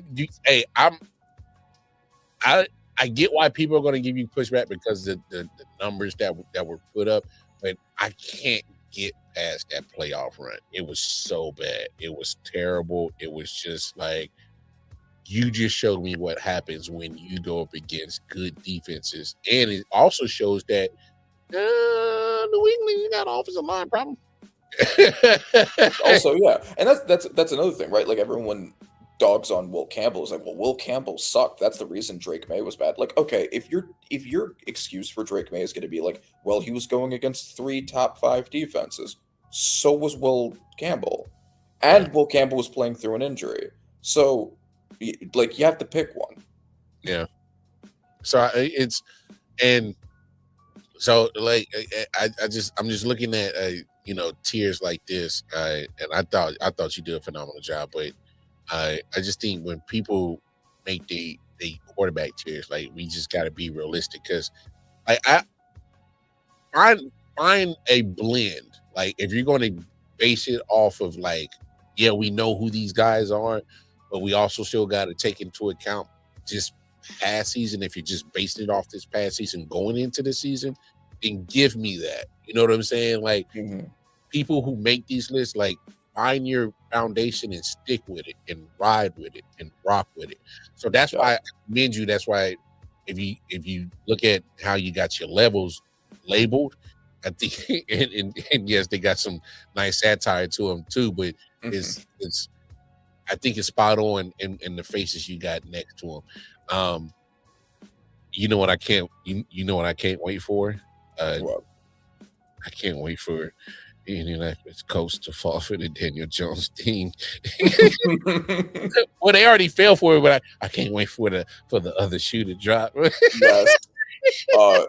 Speaking of Fugazi good seasons, yeah. It's gonna be bad. I just, and with no first next year either. Have you seen their crazy schedule? stuff? No, I'm not. It's a hard schedule. All right, so I already did a preview on them with Bobby and them a few Thursdays ago, and I'm gonna pull up their schedule right now because I got it in front of me. Okay. Right, so they got Baltimore at home week 1. Week 2 they go to Kansas City. Week 3 they get Houston. Week 4 they go to Washington. Week 5 they go to Pittsburgh. Week 6 they got Tennessee at home. Okay. Week 7 they go to Minnesota, which has a good defense. Yes. Week 8 they got Jacksonville, and I believe that's overseas, and I think that's in London, and we know how Jacksonville does in London. Yep. Week 9 they don't get a bye coming off. I believe that's an international game. They go to they get Dallas at home. They get a reprieve here, week 10, Miami. In week 11, they go to Houston. Week 12, get the Giants. And they finally get their bye, week 13. Week 14, they get Philly. 15, they go to Tennessee. Week 16, they get Cincinnati at home. Week 17, they go to Cleveland. Week 18, they finish at Jacksonville. So, yeah, I mean that's really rough. Really rough defenses. I predicted that. There's a lot of good defenses in that schedule. I predicted 3-14 for Indianapolis Colts. That was also my prediction. That was my exact prediction. 3-14, damn it! And you already paid him, and damn it, you better hope he don't get hurt because he's going to do it to you like he did the Giants. It's happening. It's happening. I'm telling you. Yes, I've seen this up close. I've seen his bag getting skills up close. Yeah, and my 3 wins. I'm curious if they're the same as your 3 wins. I had him splitting with Tennessee, splitting with Jacksonville, beating Miami. I had them splitting with Tennessee, beating Miami, and I actually gave them one over Washington for some reason. I don't know why. Okay.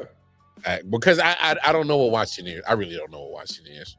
Yeah, I mean, I feel the same way about Jacksonville. Like, I don't really know what they are either. And I don't know. Yeah, I agree. I don't really know what Washington is. Well, it obviously it depends on Daniels' health. Almost entirely. Oh, entirely. And I'm not trying to jinx the young man, but he still hasn't learned from his college days because he was throwing his body around in college, getting bombed around in LSU when he won his Heisman. I'm like, yo, bro, like you can't keep taking these type of hits, bro. And then he kind of figured it out his rookie season. He wasn't taking the hits. And I'm like, okay, because he stayed healthy. Mm-hmm. And then all of a sudden, couldn't stay healthy last year because he started taking unnecessary hits. And then remember, Snyder brought him back in the season after he healed, and he got hurt again. And I'm like, just put homie on IR and just call it a done deal, bro. Like, no, let's not do this no more, bro. Like stop Yeah. doing Right. this. Yeah. Oh, I literally have Trevor Lawrence in the "I still don't know what you are" tier. So like, in the "I still don't know what you are." Yeah. I mean, I agree. Is the point that I'm So making.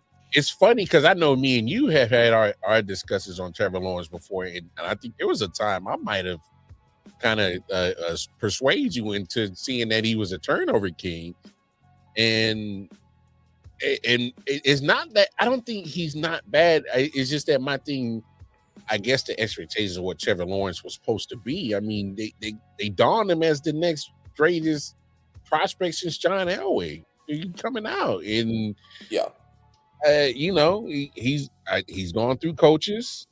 He did have his best season under Liam Cohen last year, so I will give him that. 29 tutties, still got 12 interceptions. Still got to fix that. So it's like 4,000 yards. That's not his highest output, but Yeah. it was a better. He's very, very streaky, and that's the point, because like in the time where you were convincing me, that was in his third year off of a run where they were winning quite a bit. Yeah. But yeah, because I had been very down on him before then, and then I was trying to give him a chance, and then like they were winning, but it was mostly because of the defense, which you pointed out. But look, he has had such an insane up and down career. And so that's why I still feel like I don't know what he is. Like, he was horrible in his first year, but it's the Urban Meyer year, so nobody counts it. Then he got was horrible. Yeah, then he was given the head coach that made Nick Foles and Carson Wentz Super Bowl champions. He had a horrible first half of that year, had a really good second half, won a playoff game that he threw 4 interceptions in off of an insane comeback. So all of that's confusing. Then he has his third year where he's like up and down and ends the year really badly. And then his fourth year, he was horrible again. And then last year he was good, then meh in the middle, like, and then unbelievable, and then had a game-losing interception in the playoffs. Yeah. So, yeah, I still don't know what you are. Is the perfect year for him. I still don't know what you are, because it's like. And the crazy thing about him, if he like cuts down on the turnovers and the silly mistakes and actually turn, because he had a good game went into Denver late into the season. This is when Bo Nix was still playing. Went into Denver. I know he had a couple of mistakes, but he went there had some damn good drives late in the game and went in there and won and beat a damn good Denver defense. And I was rolling at that point in time. So it's not like he can't do it. The problem is, like you said, it's the consistency. Can we see it on a regular basis? And if seeing how the landscape of the AFC quarterbacking has been going, he can easily get his team, I'm not saying to a Super Bowl, but I mean, let's be honest. If he plays better in that playoffs last season, he beats Josh Allen. I would have taken him over the way that CJ Stroud was performing. I would have taken him over the way that Drake May was performing. And he probably would have messed around and had Jacksonville probably in the Super Bowl that past postseason if he'd been the good side of Trevor Lawrence. Yeah, and that's how crazy it is. Especially if he got to face, well, it did. Jarrett Stidham wasn't in yet. But if he had gotten to, it's true. Like if he could have beaten based off the last month of his play. If he played like that in the playoffs, he could have beaten any of them. And that's just kind of the thing with him. We don't know. But Liam Cohen has done a really good job. Turned one of the worst defenses to one of the better defenses in the NFL. So it wasn't just the transformation with Trevor. The whole team got transformed under him. So one of a series of rookie head coaches, like with Ben Johnson, that hit it out of the park immediately. But yeah, we'll see if they could build off that. We'll see what Brian Thomas Jr. is, because we still don't know what's going on there. Yeah, I I I would If pay they attention. if they can be good at the same time, like that'll be something. Yeah, but if they can be good and he's not producing, I would probably look at his usage rate, and then if it's not high, I'll definitely look for him to be moved by deadline. Yeah, someone will trade like decently for him based off his rookie season. I think he'll probably still go for a second rounder, just Yeah. because he's still young and still was a first round high draft pick. Before we get up out here, I'm gonna put you on the spot, big dog, because Okay. this is how the NFL also stays relevant. Is because people like to drop a couple quick little hot takes. So I'm not gonna go for the usual on who you think is going, be good in the NFL this season. There's got to be a team that you probably think that, man, if a lot of things go their way, they got a couple of talent here, got a little nice little coaching here, they might do a little something. I'm not saying making playoffs, win a Super Bowl, but a little dumpster fire that might start extinguishing that flame and might turn that shit around a little bit. What's the team that's on your radar, big dog, that like they might be a little bit all right? I know they look like trash and been trash for lately, but these jokers might be all right this year. What's your team? Oh, you know what I'm gonna say. you know which team I'm gonna pick. The worst of first team. The team that just acquired a Super Bowl winning head coach. The team that had the best rookie quarterback last year. The team that has an absolutely loaded defense now and should have a better coaching staff around it. That team. The team in East Rutherford. I think that's the worst first team. I think, and like unbiased as everything. The Eagles have rancid vibes. Coaching's not going well. They just lost AJ Brown. Cowboys still have to figure out their defense. Commanders had to figure out their defense and also the health of their quarterback. Like that's a winnable division for us. It is, and especially in a division that never repeats the champions on a regular basis. I look, I hear you. I think I was a year too early going in on the Giants because I was big on them last year because I like the pieces that they had on defense, and I was running a gamble on whatever happens on offense. Obviously, I have my worries. I think I should have had stood. Obviously, waited a year to going in on the Giants. Obviously, hindsight is 2020. I'm just saying that is because I should have never gave Daboll that kind of credit. I should have never gave Daboll that type of credit. And that's on me. That's on me. That's on me. So I'll take that. That's on me. I should never gave Brian Daboll that type of credit. I guess I was giving him a little bit too much cachet because what he did that gave him the cachet going to that. 2022. Yeah. So, but I think it because John Harbaugh did need to change the scenery. It was necessary for him. Let's be honest. Him and Baltimore did need to part ways. That relationship was overdue. Yeah. I mean, championship pedigree, you can never be mad at it. Hopefully it could change the also his win percentage. Like even just like No, the ring was so long ago and like all of that, but like he's also won an insane amount. And you could say like, well, he's had a ton of talent. He also developed that talent. Yeah, he's won a lot of football games. So if there's anything, we saw what happens when you get a coach that has championship caliber in your building in East Rutherford. You usually fill up a trophy case. Just saying. As Parcells and as Tom Coughlin. Right? I'm just saying. So I'm not saying Harbaugh brings a championship, but there's a difference when you bring in a championship caliber coach that brings a championship caliber atmosphere that hopefully brings a championship to the building, because that's what happens when you have that type of attitude and mindset. I mean, let's be honest. You guys got to clear the stench of losing for the last 15 years out that bitch. Yeah. Yeah, I mean, no, for sure. And it's true, and I think that he can do that. I think he can do that. I also think that the talent is there. You know, the obviously Neighbors being out hurts. But outside of that, we drafted Malachi Fields. We brought in a bunch of receivers. It's not, obviously none of them are as good as Neighbors, at least not yet, depending on how Fields performs. I don't expect him to be as good as Neighbors, but we got him better weapons.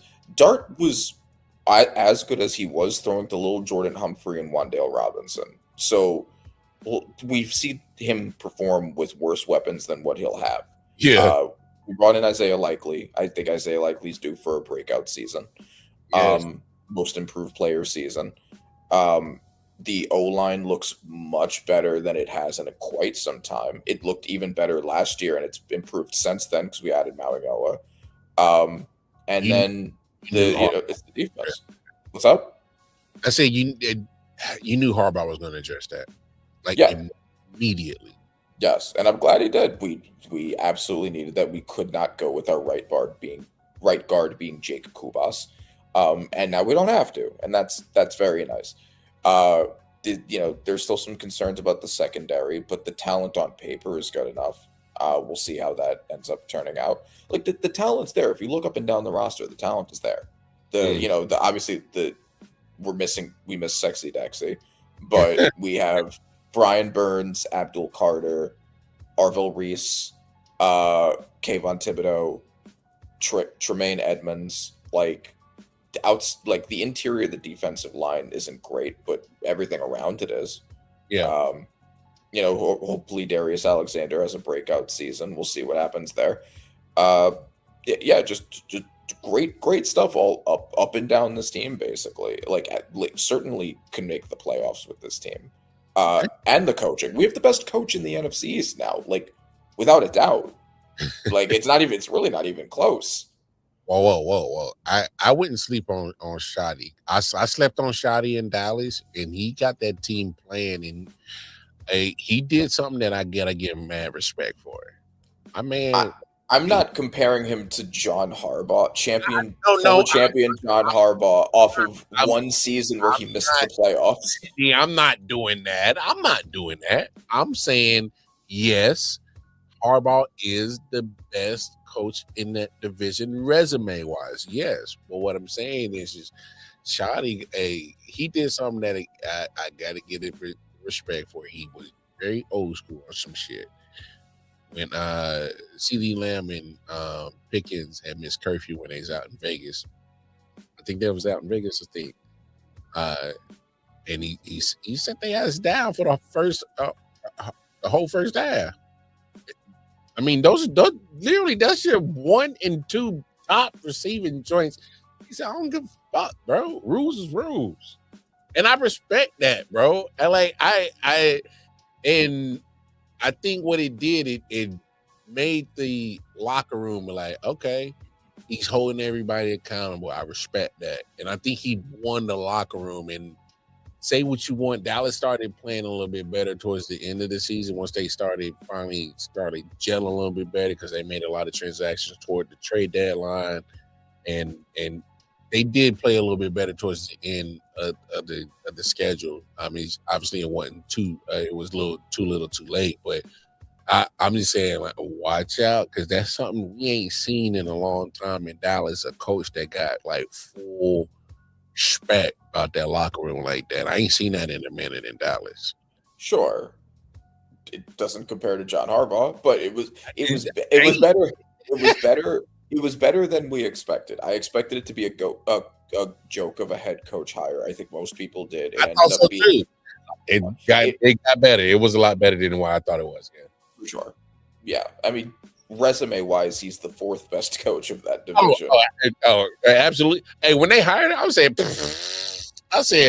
because first of all, Schottenheimer. I'm used to the name Schottenheimer here in Kansas City, but and so I'm like, oh, if he's something like his daddy, like, I mean, he hoped he could be something like because his daddy he win a lot of regular season games, but they couldn't get it done playoff, dog. And I'm like, oh, that sounds like Dallas or that kind of anyway. Yeah, right.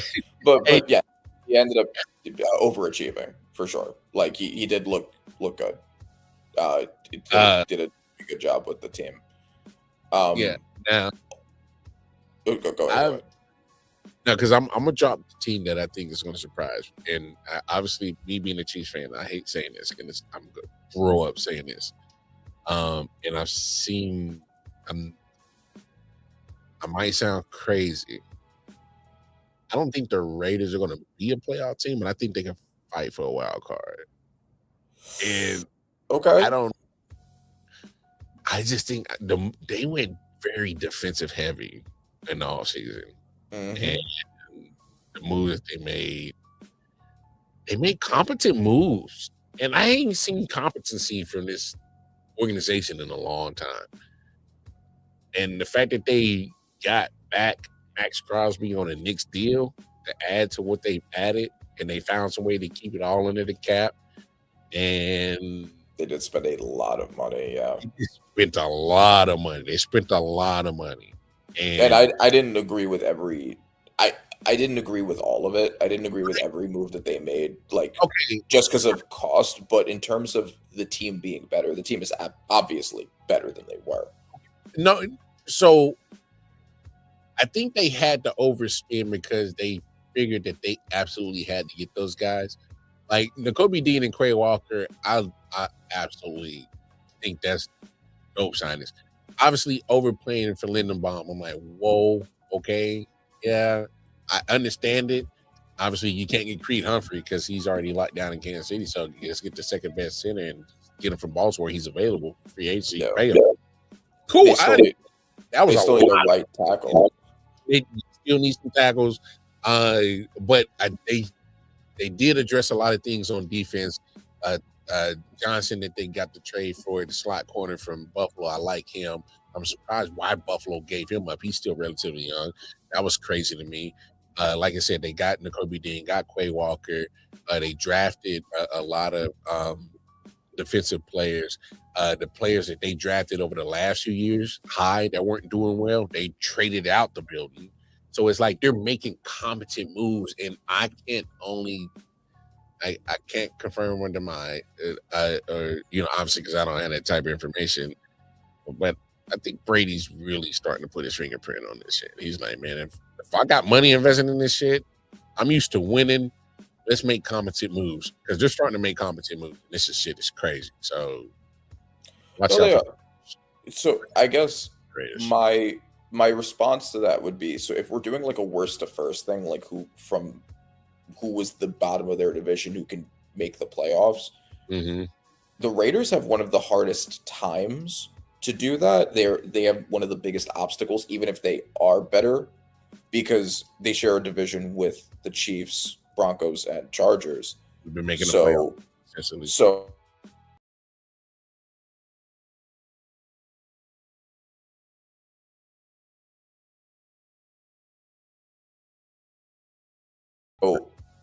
I don't really feel confident in either of those. I don't feel confident. I'm sure you don't think they're leapfrogging y'all. No. I feel confident that I think more confident in Justin Herbert than Bo Nix. I don't think the Broncos have a quarterback. And we're going to end the show on that note. So no. I'm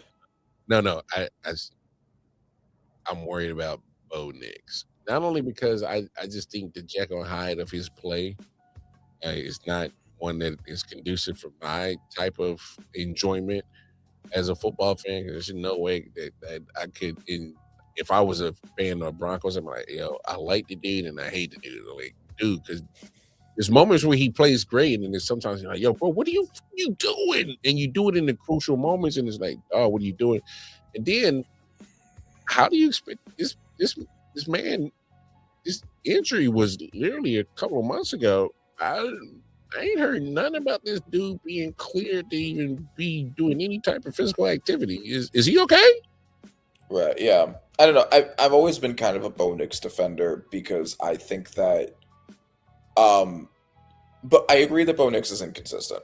But I also do think that he's in one of those mindsets in the way that people see him, where like it doesn't really matter what he does because like ontologically he's seen as a bad quarterback. Like I thought he was fine taking him in the first round. I was one of the defenders of taking that pick. I do think that I don't think that he's the kind of quarterback who you can be like, here, carry this team for me. But I do think, like, the way I had him in the tier, if you give him a good enough situation, he can win you games. And he has been doing that. He has been winning a lot, more than the arguably more talented quarterbacks from his class. He's won more than all of them. That's fair. He's been to the playoffs last 2 years, so I can't fault him because he outplayed Josh Allen against the Bills. He looked really good in that game. That was maybe the best game he's ever had. But the counterpoints to that would be like he's had among the best defensive support in the NFL. He's had the best O-line in the NFL, and he has a top 5 head coach in the NFL. So the main argument, the knock would be like, well, he also has below average skill position players, which is true, but the situation around him is really good. And he hasn't had to do that much to win games because of that.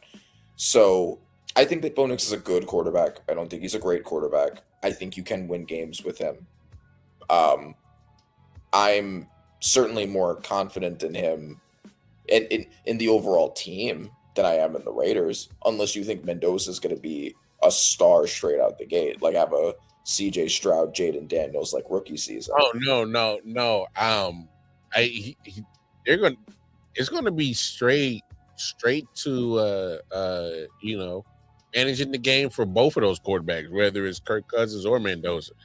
It's manage the game, and we ain't asking you to do too much. I think they're gonna let that defense fly, and they're gonna see what they can get, primarily at Ashton Genty and Bowers, and let them pretty much be the focal points. Yeah, no, that's true. He has weapons. Yeah. Well, in that point, those 2 weapons. Hey, those are not bad 2 weapons, but I'm just saying is at this point, like, I don't need to put it on your shoulders, bro. It's not necessary.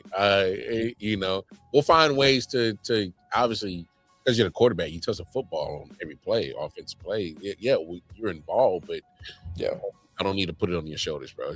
We're not there yet. No, I am still very concerned about the right side of that offensive line for Mendoza, though. As you should be. As you should. Yeah, that's that. So I'm very concerned about how Mendoza is going to play with that. But having Bowers, having Genty is nice, for sure. Very nice. We'll see. But before we get out of here, I did want to get your thoughts on this. Rap to me. The top 4 picks, Peterson, AJ, Boozer, and Caleb Wilson all look exactly as advertised. They've all looked basically like stars.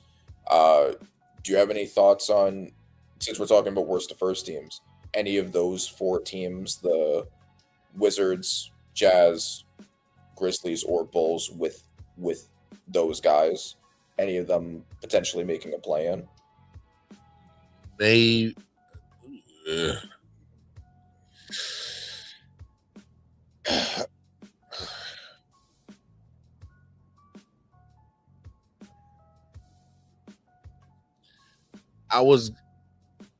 Had they not moved Walker Kessler, I probably would have said Utah in this scenario. Mm-hmm. But I don't know how they're going to look without Walker. I don't know. Yeah, I kind of had the same thought. They were my favorite of the 4. Kessler leaving does hurt. Nurkic is okay. That's a step down now at this point. It is. Yes. I still think they could make a like of my predictions. I think they could make a play-in even with the team they have. Yeah. It's it's Peterson, it's Markkinen, it's Triple J, yeah. Ace Bailey, and who's there? Oh, George, and you know, pretty outside of the center. It's pretty good. Yeah, like I know the joke is like Utah is the last place you want to be, but like Yeah, even though as evidenced by their last 2 draft picks both not wanting to be there. Yeah, but they've been drafting they've been stacking up a lot of young talent out there. So I ain't mad at it. Is Ken like how much you like snow and mountains? Yeah, Mormons. Well, I mean, you know, I like women ball shades. So I don't mind no money. So it's the snow that I don't care about. Yeah, having multiple wives there may ease those troubles for some. Now I could get behind that. Now it's convincing my wife to get behind that. You know, I'm just embracing the culture, babe. I'm just embracing the culture, baby. Like, yay. No, but we'll see what. No, they're all for it is advertised. I know it's summer league, and I'm not trying to put. It does look good, but hey, this NBA game is slightly more, a little bit more different from NCAA. All right, this is 82. I ain't playing 82 games in that level, so this is. Mm-hmm. This is a war of attrition. So my thing is what I say every year, and when it comes to the rookie class, and then especially with the lottery picks, say it's all good and all. They all look good, especially first few weeks of the season, the summer league, all looks good. I need to see who's still standing in April. Who's still standing? Because we see it every year. Some rookies don't make it. Some make it half a year. Some don't even make it a quarter. Some make it 3 quarters. Some make it all the way through. We see it every year. I want to see how can they start getting into the mind frame of an NBA player of how to make my body and get it into a routine that it can build itself, harden itself, but knowing when to rest, knowing to recover, taking care of itself, managing endorsements, appearances, autograph signing, media, family, girlfriend, wife, kids, whatever, etc. Especially coming into, now being college to a rookie, like now it's a different ball game. Yeah, I guess it's also. To that point, it is helpful that all 4 of them are on teams with no expectations, and all 4 of them, with the exception of maybe Caleb Wilson, are in small market teams, so they can kind of just focus on basketball for now. Maybe that'll be helpful for their development. Yeah, Caleb Wilson went to Chicago, right? Yeah. Oh yeah, they ain't no small market, but the only problem is. Chicago is not a small market, and they have no expectations. The problem is that they have no expectations in that big market, so there's always expectations, and they don't care that you have no expectations, motherfucker. We putting still expectations on your ass. You still in this big ass market, dog. Like they don't give it. Right, you're on the Michael Jordan team. Like you have expectations. Hell yeah, we don't care if our team has sucked basically since then. Hey, I know plenty of Bulls fans that are just pissed off with how this shit been going down in Chicago last few years. But I'm sure. But at the end of the day, I tell people all the time, the best way to fucking make motherfucking management hit you, boycott their ass. I'm giving them money. Yo. They'll listen then. Anyway, let's get up out of here.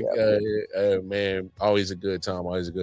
If you need audio needs, holler at the man, Randy Weber. All right, Panther on Acid Productions. You can check him out right there on Instagram. That's just how I said it right there. Y'all know where to find me. I.O.W Sports Network. The Twitter, you see it right there under the name. Other than that, hey, we out of here. Take care of yourselves. Take care of each other. Peace. Yeah. Silent Hill TDS, what's up? Yeah, come on. I.O.W. Sports Network, late night edition. Let's go. Come on. We about to raise the bar. Wild card mar. Everybody grab a seat, cause you know we about to spark. Late night sports talk. Modelo cigar. Man, you don't wanna start. Wild card mar. We